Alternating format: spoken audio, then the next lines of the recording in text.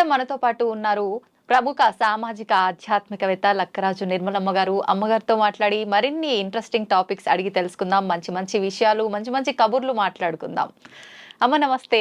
నమస్తే మా. నమస్తే.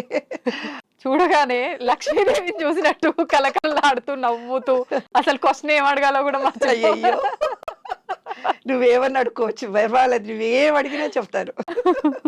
మీరు ఒక్క నవ్వు నవ్వగానే కథ అంతా అలా అయిపోయింది. ఇలా నా నవ్వు అంటే నాకు గుర్తొచ్చింది. మానవ హక్కుల సంఘం చంద్రయ్య గారు ఉండేవాళ్ళు. ఏదో మీటింగ్కి నేను పిలిచాను, ఫోన్ చేశాను అంతే, నేను వెళ్ళలేదు. ఆయన ఎవరో కూడా నాకు తెలియదు. ఆయన ఫోన్ నెంబర్ తెలుసు. నేను ఫోన్ చేసి మీరు రండి సార్ అని అన్నాను. ఆయన మీటింగ్లోకి వచ్చి ఏం చెప్తున్నా తెలిసిన, ఆవిడ నవ్వు నన్ను ఆకర్షించింది అన్నాడు. ఆ నవ్వుతో ఆవిడ మాట్లాడే మాటలు విని నేను వచ్చాను అన్నాడు. కాబట్టి అందరికీ ఎందుకో నచ్చుతుంది నాన్న. శంకర్ నారాయణ గారు కూడా చాలా సార్లు అంటాడు, ఆవిడ మనసులో ఎన్ని కష్టాలు ఉంటాయో మాకు తెలియదు, ఇంత మెంటలీ రిటార్డెడ్ స్కూలు, ఆమె గుండెలో ఎన్ని బాధలు ఉన్నాయో మాకు, ఆమె నవ్వుతూ జీవితం హ్యాపీగా గడుపుతుంది, ఆమెంత అదృష్టవంతురాలు లేరు అంటారు. నిజంగా నా నవ్వు అందరూ అంటారు, ఆ నవ్వు మాకు ఇష్టం అని స్మైల్ తో అందరినీ. తెలియదు నాన్న. అడగండి ఏదో క్వశ్చన్ మరి. అదే అడుగుతా. అమ్మ, మామూలుగా మనం పూజలు చేసినప్పుడు, ఏ పూజ చేసినా కూడా లలితా సహస్రనామాలు చదివేటప్పుడైనా, ఇంకేవైనా నామాలు చదివేటప్పుడైనా ఖచ్చితంగా దానికి ముందు ఒక శ్లోకం చదివిన తర్వాతే ప్రారంభిస్తుంటాము. ఎందుకమ్మా, దాని వెనకాల ఏదైనా రీజన్ ఉందా? నాకు కూడా అర్థం కాలేదే తల్లి. నాకు చింతలపూడి ఆశ్రమం గురువు గారు మంత్రోపదేశం చేశారు. ఆయన ఒక శ్లోకం చదవమన్నాడు.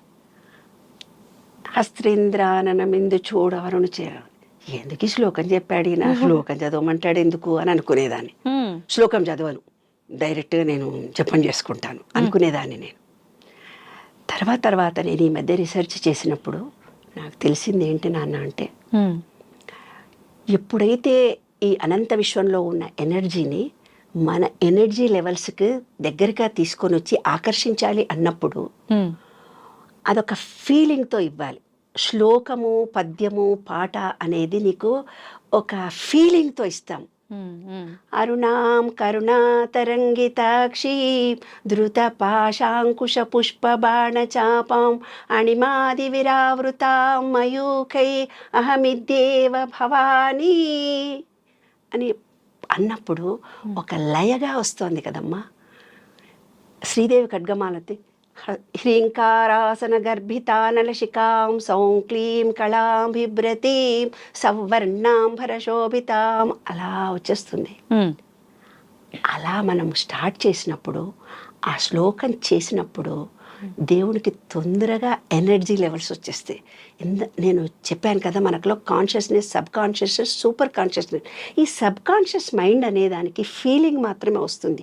దేవుడు ఏ దేవుడిని అయితే నువ్వు కోరుకున్నావో పూర్తి సర్వసమర్పణగా, నాయన నీవే ఉన్నావు, నాకు తెలీదు, నేను ఈ కష్టంలో ఉన్నాను, నువ్వు వాదుకో, పూర్తి శరణాగతి అయిపోయాను. భక్త ప్రహ్లాద సినిమాలో, కొన్ని సినిమాలో ఇది ఇసిరేస్తాడు, బుద్ధను కూడా చంపేస్తాడు. ఆ సినిమాలలో మనం చూస్తూ పోతుంటాం. ఆ భక్తి పారవశ్యంలో వాళ్ళు ఏం చేస్తున్నారో తెలియదు. ఆ సబ్ కాన్షియస్ మైండ్ భగవంతుడి లెవెల్స్లో ఈ సబ్ కాన్షియస్ మైండ్ ఫీలింగ్ తెలుసు కాబట్టి ఆయనతో మమేకం అయిపోయి ఆయనను శరణు వేడుకుంటారు. కానీ ఇక్కడ ఏం జరుగుతుందో ఫిజికల్ బాడీలో జరుగుతున్నాయని మర్చిపోతారు. అంటే భగవంతుణ్ణి మనం చేరుకోవడానికి తప్పని పరిస్థితుల్లో ఆ లెవెల్కి మనం వెళ్ళాలి. అంటే ఖచ్చితంగా మనం ఒక పాటలు పాడిన అన్నమయ్య కానీ, మరి ప్రతి పాటలు పాడిన వాళ్ళందరూ దైవాన్ని చేరుకున్నారు కదా. ఆ దేవుడు వాళ్ళ కళ్ళెదురుగా వచ్చి పాటలు పాడు అని కూడా అడిగారు కదా, అదంతా ఫీలింగే. కానీ భగవత్ శక్తితో మమేకమైపోయారు. నేను చెప్పాను, ఒక ఎనర్జీ, ఆ ఎనర్జీ లెవెల్కి మన సబ్ కాన్షియస్ మైండ్ వెళ్ళి నువ్వు ఏ రూపంలో ఉన్నా ఆ సబ్ కాన్షియస్ మైండ్కు ఫీలింగ్ తెలుసు. ఒక ఉదాహరణ చెప్తాను నాన్న, నీకు అర్థం కాకపోతే ఇంకొక చిన్న ఉదాహరణ చెప్తా. అలాగేమ్మా. పాత సినిమాలు ఉన్నాయి. పాత సినిమాలో ఎవరో హాస్పిటల్లో పడి ట్రీట్మెంట్ తీసుకుంటుంటారు. పాత సినిమాలు, మా అప్పటి సినిమాలు తల్లి, ఇప్పుడు కాదు. పాత సినిమాల్లో ప్రతిదీ అక్కడ ట్రీట్మెంట్ తీసుకుంటూ ఉంటాడు, అక్కడెక్కడో యుద్ధం చేస్తుంటాడు, అక్కడేదో పడిపోయి అన్కాన్షియస్ ఈడ దేవుడి పాదాలు పట్టుకొని ఓ అని ఒక శ్లోకం పెట్టి పాటలు పాడుతూ ఉండేది. నాయన నీవే ఉన్నావు, నిన్నే ఒక పామునో, ఒక దేవతనో, ఒక వెంకటేశ్వర స్వామినో ఏదో పూజలు చేస్తూ ఉండేవాళ్ళు. ఒక పాట పాడగానే వాళ్ళు బాగా అయిపోయేవాళ్ళు. ఇంకటి అప్పుడు మా ఫ్రెండ్స్ అందరూ తుంటరోళ్ళు ఉంటారు కదా, వాళ్ళందరూ అనేవాడు, ఎవరికైనా జబ్బు చేసి జ్వరం వస్తే ఒక పాట పాడండి తగ్గిపోతుంది. అక్కడ హాస్పిటల్లో ఉండి జ్వరం వచ్చినప్పుడు అదే మరి నేను సినిమాలో ఒక పాట పాడితే తగ్గిపోయింది కదా, మీరు కూడా ఒక పాట పాడండి అనేవాళ్ళు.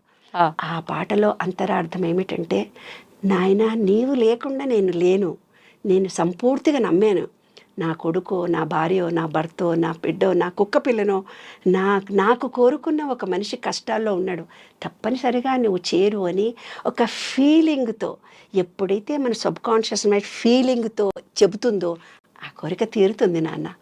అందుకనే శ్లోకం పెట్టారు. తప్పనిసరిగా ఎవ్వరమైనా పూజ చేసేటప్పుడు అష్టోత్తరం చదివినా కూడా మనకు ఒక శ్లోకం ఉంటుంది. ఆ శ్లోకంతో ఆ అమ్మవారి నామాన్ని తలుచుకొని ఆ దేవుడిని తదేకంగా ఆ వర్ణనంతా వర్ణించి ఆ రూపాన్ని మనలో తలుచుకొని సర్వ సమర్పణ చేయడానికి ఇచ్చినటువంటిదమ్మా ఆ వర్ణన. అది చాలా ముఖ్యమైనటువంటి అంశం. అదే మనకు మొదటి మెట్టు పూజకి మొదటి మెట్టు అనమాట. సర్వ సమర్పణతో డెడికేటెడ్తో ఒక పాటగా గానో ఇదే. నీకేదైనా కారు కావాలంటే కారు వచ్చినట్టుగా ఫీల్ అయిపోనాయనా, లేదు నీకు డబ్బు వచ్చినట్టుగా ఫీల్ అయిపోనానా, ఆ డబ్బును ఎలా కౌంటింగ్ చేయనాయనా అనేది ఇదే. కాబట్టి ఆ భగవంతుణ్ణి మనం ఏమనుకుంటామో, మనం ఏం కోరుకోదలుచుకున్నామో ఆయనకు సర్వసమర్పణ అయిని డెడికేటెడ్గా అనుకుంటే మనం ఏమనుకుంటే జరుగుతాయి. అది సబ్ కాన్షియస్ మైండ్కు ఫీలింగ్ తెలుసు. ఇంకొక బ్యాడ్ కూడా చెప్తాను దీనికి. బ్యాడ్ కూడా ఉంది. బ్యాడ్ కూడా ఉంది. ఏంటమ్మా? ఒక బస్సు నీళ్ళల్లో పడి చచ్చిపోయాడు. ఒక బస్సు పడిపోయింది. ఇంకో డ్రైవర్ ఇక్కడ కూర్చొని అనుకుంటాడు, ఏమనుకుంటాడు తెలిసిన, నేను కూడా కరీంనగర్ రోడ్డు మీద నుంచే పోతా, నేను కూడా రాత్రి 12 గంటలకే పోతా, నేను పోతుంటే చెరువే ఉంటుంది, నేను కూడా ఎప్పుడో చెరువులో. ఆ టీవీలో చూస్తాడు, పేపర్లో చదువుతాడు, సెల్ ఫోన్ పక్కన పెట్టుకొని వింటూ ఉంటాడు. సాయంత్రం పోతాడు, బస్సు స్టార్ట్ చేస్తాడు, అప్పటికే తాగుంటాడు, పోతే డైరెక్ట్గా చెరువులకే తీసుకెళ్ళిపోతాడు. ఎందుకు? ఫీలింగ్ పొద్దుటే ఆ నెగటివ్ వేవ్స్ విశ్వంలో ఉన్నాయి. ఇతను ఏం చేశాడు? ఆ నెగటివ్ థాట్స్ తోటే వెళ్ళాడు. అవి ఇతన్ని ఆకర్షించాయి. డైరెక్ట్గా నీ సబ్ కాన్షియస్ మైండ్కు నువ్వు మంచా చెడా నీవు ఫీలింగ్ మాత్రమే అర్థం చేసుకుంటుంది అది. దాంతో అతను డైరెక్ట్గా ఇంజనీరింగ్ కాలేజీ పిల్లలు నన్ను ఎప్పుడు ఇదే అడుగుతారు. ఒక హత్య కేసు మానహత్య జరిగినప్పుడు జరిగింది, ఒక కులం హత్య అక్కడెక్కడ జరిగింది, ఇక్కడ ఇంకోటి జరిగింది, ఒక బస్సు పడంగానే ఇంకోటి జరుగుతుంది, ఎందుకు అని. ఇదే అనమాట సబ్ కాన్షియస్ మైండ్కు ఫీలింగ్ తెలుసు. అందుకనే కొంతమంది అమ్మలు చాలామంది టైంపాస్గా కూర్చొని టీవీ చూస్తుంటారు. అవును, మధ్యాహ్నం అంతా కూర్చొని ఏదో సీరియల్ చూసింటారు. సీరియల్ చూసినాక ఒక అడ్వర్టైజ్మెంట్ వస్తుంది, నీ కాళ్ళు నొప్పులు అవుతాయి, నీవు యంత్రం కట్టుకుంటే బాగా అవుతుంది, ఏవో అడ్వర్టైజ్మెంట్లు వస్తుంటాయి కదా. అమ్మో నాకు కూడా కాళ్ళ నొప్పులు వస్తాయి, డాక్టర్ దగ్గర పోవాలి, కాళ్ళ నొప్పులు వచ్చినాయి అనుకుంటే ఆ రోజంతా తిరుగుతుంది. తీరా ఆమెకు అనుకోకుండా కాళ్ళు నొప్పులే వస్తే అటువంటి డాక్టర్ దగ్గరికే వెళ్తారు. అదే టైం పాస్ కూర్చొని టీవీ చూసినందుకు ఆ అడ్వర్టైజ్మెంట్ ఆ మనసులో సబ్ కాన్షియస్ మైండ్లో రికార్డ్ అయినందుకు అది జరుగుతుంది. అమ్మ ఒకటి అడుగుతా, తప్పుగా అనుకోవద్దు. ఏం పర్లేదు తల్లి. అంటే ఇప్పుడు మనం ఏదనుకుంటే అది అయిపోతుంది. నేను ఒక కోటీశ్వరాలని కావాలి, నేను ఒక మేడ కట్టాలి, ఒక ఇల్లు కట్టాలి, లేకపోతే నేను 10 తులాలు బంగారం కొనుక్కోవాలి, నేను ఇదే అనుకుంటూ ఉన్నా. అనుకోగానే అయిపోద్దమ్మా, నాకు ఆ స్తోమత ఉండాలి కదా. జరగదు. ఎలా జరుగుతుంది? విశ్వ నియమాల మీద నేను చేశాను, ఏదనుకుంటే జరుగుతుంది అని అన్నాను నేను. అంటే ఆయన ఇమీడియట్గా మా ఇంటికి వచ్చాడు. అమ్మ పుస్తకం తీసుకున్నాను నేను, మీ ఇంటికి వస్తున్నా, మీరున్నావా, ఓయూకి వచ్చావా వాకింగ్ అని అడిగాడు. రాలేదండి, వాళ్ళు ఇప్పుడే వాకింగ్ నుంచి ఇంటికి వచ్చాను అని. అయితే నేను ఇంటికి వస్తున్నానమ్మా అన్నాడు. ఒక పుస్తకం నా చేతిలో పెట్టాడు. ఆయన పేరు చెప్పకూడదు, హీఈస్ పాపులర్ ఫిగర్. ఓకే. ఆ పుస్తకం నా చేతిలో పెట్టిన తర్వాత మీరు ఏమనుకుంటే జరుగుతుందండి ఇవాళ అని అన్నాను. మా ఆయన ఇద్దరి నవ్వి, ఆయనకు 1,00,000 రూపాయలు అప్పైనట్టు అప్పు తీరాలని అన్నాడు. తీరిపోతుందండి సాయంత్రం. ఎట్లా తిడతాయమ్మా అన్నాడు ఆయన. అయిపోయి నువ్వు కాదంటివి, విశ్వం రికార్డ్ అయిపోయింది. నేను ఇచ్చినప్పుడు ఏసమ్మా నాకు వస్తాయని నువ్వు అనలేదు, ఎట్లొస్తాయమ్మా అన్నవా, అయిపోయా రాదు. ఆయన సాయంత్రం ఫోన్ చేశాడు, 50,000 వచ్చాయమ్మా నాకు అంటే, నువ్వు వద్దని నేను అన్నందుకు సగం ఆగిపోయింది అక్కడ. కాబట్టి ఏ కోరికనన్నా నువ్వు కోరినప్పుడు ఎప్పుడో నీవు అనుకుంటావు, నాకు వచ్చేదా చచ్చేదా, ఇది అనుకుంటే జరుగుతుందా, అంత డబ్బు నా దగ్గర ఎక్కడది, ఎలా వస్తుంది, పోనీ డబ్బులు వస్తాయి కష్టాలు వస్తాయి, దాంతోటే గొడవలు అవుతాయి, ఇలాంటి పిచ్చి పిచ్చి నమ్మకాలు నీలో ఉన్నాయి. కాబట్టి నువ్వు కోరుకున్నావు, దాని వెనక బ్యాడింతుంది, చాటంతుంది, పూసల దండ అంతే. కాబట్టి నువ్వు అనుకునేదానికి నేను అనుకునేదానికి దాని వెనక ఉండే భావాలు రికార్డ్స్ ఉన్నాయి కదా, వాటి మీద ఆధారపడి ఉంటుంది నాన్న. ఈ విషయంలో 12 నియమాల్లో అదొక నియమం. ఆలోచన విధానంలో అనుకోగానే జరగవు. అంటే ఉద్యోగం రావాలంటే కనీసం అప్లికేషన్ పెట్టాలి కదా, ప్రయత్నం ఖచ్చితంగా ప్రయత్నం ఒకటి చెయ్యాలి కదా. అవునమ్మా. అలాగా నీవు కొంతమందికి దానం డబ్బులు ఇస్తే డబ్బులు వస్తాయి, ప్రేమ ఇస్తే ప్రేమ వస్తుంది, ప్రతి మనిషిని నేను అప్రిషియేషన్ చేస్తే నిన్ను అప్రిషియేషన్ చేస్తారు. మనం ఏది ఇస్తే అదే వస్తుంది బంగారు తల్లి. మనం అనుకున్నవన్నీ జరగాలంటే జరగకపోవడానికి కారణాలు మనం ఏర్పరచుకున్న భావాలు, మనం ఏర్పరచుకున్న నమ్మకాలు.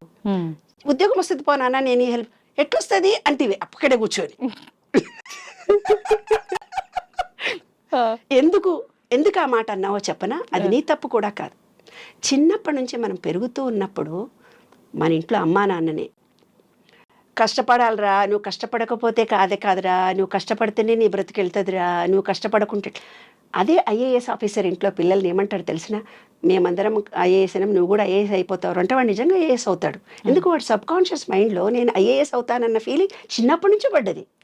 అదే మనం మిడిల్ క్లాస్లో నువ్వు కష్టపడు అంతమంది పిల్లలలో నువ్వు ఎక్కడో ఉంటావు, నీకు చదువు రాదు, మన్ను రాదు, నువ్వు ఎక్కడ పోతావు అక్కడ పోతావు అంటే ఇలాంటి నెగిటివ్ ఇచ్చి ఎదుగుతున్న మనసుని అణగదొక్కారు.